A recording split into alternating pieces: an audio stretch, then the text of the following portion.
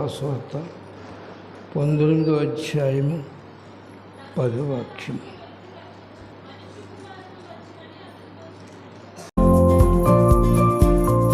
ప్రార్థన చేసుకుందాము. పరిశుద్ధులైన తండ్రి, గరుడైన గొప్ప దేవ, మీ పరిశుద్ధ నామమును బట్టి మిమ్మల్ని స్తుతించుకుంటున్నాను నాయన. తండ్రి, నశించిపోయి నన్ను మమ్మల్ని మీరు ప్రేమించి వెదకుచు మా ఎదుకు వచ్చిన ప్రభువా, మిమ్మల్ని స్తుతించుకుంటూ నిజముగా తండ్రి అని పిలిచి ఏ యోగ్యత లేదు.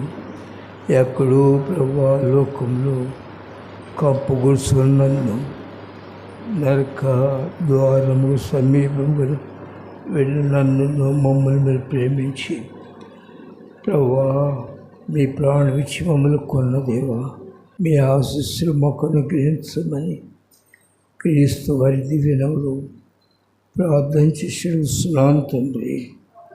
ఆమేన్. మంచిది ప్రేసులరా, మరి మనం చదువుకున్న భాగంలో నశించిన దాన్ని వెదకి రక్షించుటకు మనిషి కుమారుడు వచ్చెను అనగా, మరి ప్రతి మనుష్యుడు కూడా నశించిపోయినట్లు ఈ వాక్యం చెబుతున్నది. రోమీయులకు రాస్తూ కూడా నీతిమంతుడు లేడు, ఒక్కడు లేడు సెలవిచ్చిన. అయితే దేవుని ప్రేమ చాలా ఉన్నతమైనది. ప్రతి మనుష్యుడు కూడా ఆయనలో ఉన్న సంతోషాన్ని అనుభవించాలని ఆయన ఆశించి ఆయన వెదకుస్తూ వచ్చినారు. నేనీ వాడనై ఉండగోరేదన్ యేసు ప్రేయారాక్షసన్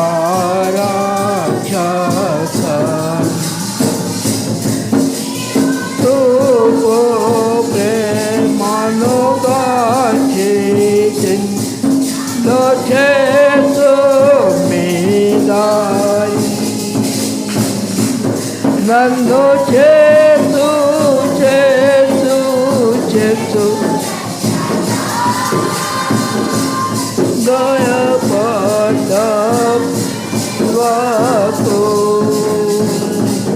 నన్ను చేసు రక్షక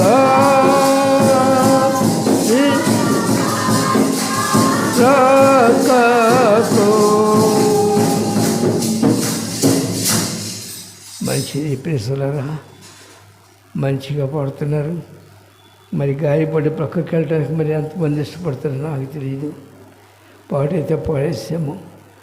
ఆ దెబ్బలు, అవమానములు, నిందలు భరించితేనే ఆ ప్రక్కకు వెళ్ళగలుగుతాము. ఆ మార్గంలో నడవాలంటే క్రీస్తు స్వారూప్యము, క్రీస్తు స్వభావము ఒక మనుషుడు నేర్చుకోవాలి, అలవర్చుకోవాలి. నీతిమంతుడు లేడు ఏ మనుషుడు కూడా. ఎందుకు లేడు? దేవుడు అన్యాయస్తుడు కాదు. దేవుడు ప్రతి మనిషిని ప్రేమించినాడు. దేవుడు నరులను యథార్థవంతులుగా సృష్టించాడు. ఆదాముని యథార్థవంతులుగా సృష్టించాడు. ఆయన జీవాన్ని ఇచ్చాడు, అతనికి కావలసినవన్నీ ఇచ్చాడు. అనుభవించు, ఏలు, నీకేం తక్కువ కాదు అని చెప్పినారు ఆయన. ఆయన కొరకు అన్నీ ఏర్పరిచారు. రోజు అయినా వస్తూ ఉండేవాడు, ఆయనతో సహవాసం చేసి సంతోషించాడు.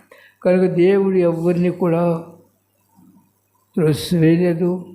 ప్రతి మనుషుడు సంతోషించాలని ఆయన ఆశ. ఎందుకంటే ఆయన కుమారుడు. మీరు లిస్ట్ చూసినట్లయితే ప్రేసలరా, ఆదాము మన తండ్రి. ఆదాము తండ్రి ఎవరు?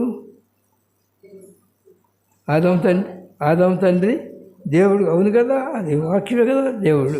మరి మీ పిల్లలు, మన పిల్లలు మనం సంతోషభద్రులకు చేతి కొరకు, వారి కొరకు మనం సమస్తము సంపాదించి అక్కడ పెడుతూ ఉన్నాము. మరి మన కొరకు ఆయన సంపాదించాడా? పెడతాడా? అన్నీ పెట్టాడు, ఏర్పరిచారు. అన్నీ పెట్టి ఒక్క మాట అన్నాడు. ఏమన్నంటే, అయ్యా నా మాట వినండి చాలు. ఏమన్నాడు? ఏమి ఇవ్వలేదు, ఏం అడగలేదు. మళ్ళీ ఏమడిగాడు? ఒక్క మాట అడిగాడు, నా మాట విను ఆదమ్మా, నేను రోజు నీ దగ్గరికి వస్తాను, సంతోషిస్తాను, నీకు కావాల్సినవన్నీ తిని ఏలు రాజుగా ఉండు, కానీ నా మాట విన్నాను. ఆ మాట విన్నంత కాలము ఆదాము జీవితంలో సంతోషం ఉన్నది. ఎప్పుడైతే ఆదాము ఆయన మాట కాకుండా శత్రువు మాట విన్నాడో ఆదాము ఆ సంతోషాన్ని పోగొట్టుకున్నాడు. శత్రువు చేతిలోకి వెళ్ళాడు. శత్రువు దిమ్మరించినాడు. లోకాశ, శరీరేచ్ఛలు, ధనాపేక్ష ఇవన్నీ పెట్టి దిమ్మరించాడు. కనుక ప్రతి మనుషుడిని కూడా పడిపోవడం చాలా తేలిక. కనుకనే భూమిని దున్నుకుంటూ ఉండకపోతే ఒక మనుషుడు తన సొంత పొలమును సేద్యము చేసుకునే వానికి ఆహారము సమృద్ధిగా దొరుకుతుంది. భూమిని దున్నుకుంటూ ఉంటే అర్థమవుతుంది. భూమిని దున్నకుండా వదిలేసేస్తే ఏమవుతారు? కనుకనే ప్రతి మనుషుడు కూడా ఈ లోకము శాశ్వతము కాదని గ్రహించాలి. శాపగ్రస్తులమైనాం, ఎవరు దేవుడు చేయలేదు. మనంతలో మనం దేవుని మీద తిరుగుబాటు చేసి శాపగ్రస్తులు అయిపోయి అనేకమైన శ్రమలు ఉండగా ఆయన వెతుకుతూ వచ్చినారు. ఎందుకు తెలుస్తున్నా? ఆదాము ఎప్పుడైతే తప్పు చేసిన మాట వినలేదో అక్కడ నుండి నెట్టివేయబడినాడు. నెట్టివేయబడిన తర్వాత భూమి శపింపబడింది. శాపగ్రస్తుల స్థలంలో ఉండి అందువల్ల అనేకమైన శ్రమలు. కుమారుడిని పెద్ద కుమారుడు చిన్న కుమారుని చంపాడు. పెద్ద కుమారుడు ఏమయ్యాడు? దేశం ఎమ్మరాడు. ఇవాళగా అతని హృదయంలో అసమాధానం ఉంది. అసమాధానంతో దుఃఖంతో ఉండడానికి దేవుడు ఎవరిని పిల్లలు సంతోషంగా ఉండాలి. తనంతట తానే తన జీవితాన్ని పాటు చేసుకున్నాడు.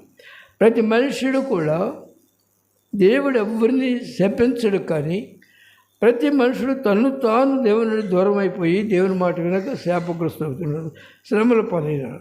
అయితే ప్రభు ఏం చేసిన అంటే తండ్రి నిన్ను మరలా ఆయన దగ్గర తీసుకెళ్ళటానికి ఆయన లోకంలోకి రావాల్సి వచ్చింది.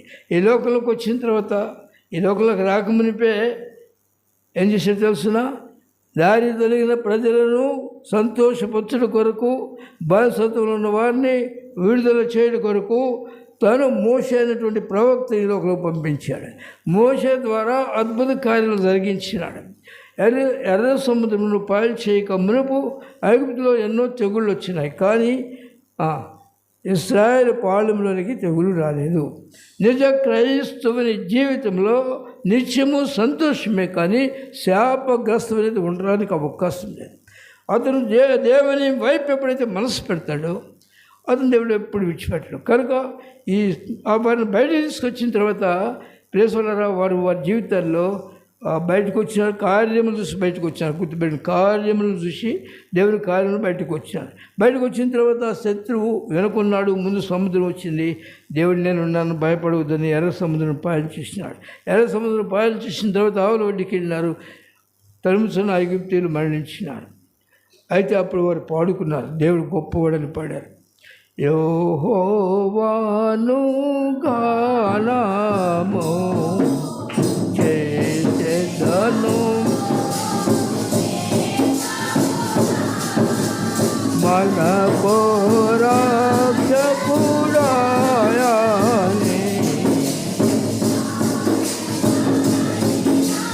పాడెదము.